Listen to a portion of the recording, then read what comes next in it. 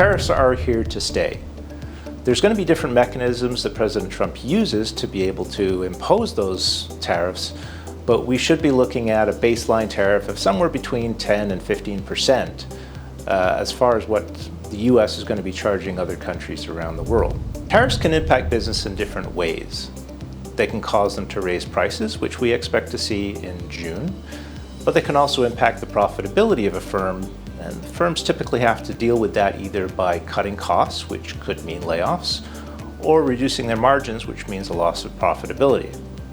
This can affect equity markets.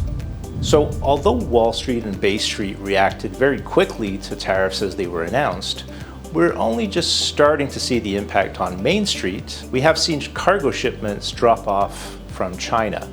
So we should expect to see some price increases. We should also expect to see some product shortages or product availability issues as we get into the next few weeks and months. The first quarter, we actually saw pretty solid earnings out of most US companies. The expectation was for about a 7% increase, and earnings came in around 14%. So we're still seeing good growth in those earnings, but we have not seen some of the impacts that we expect to see from the tariffs. So as we get into the next couple of quarters in Q2 and Q3, we expect to see the earnings being depressed somewhat as companies have been trying to deal with some of these the issues related to the tariffs.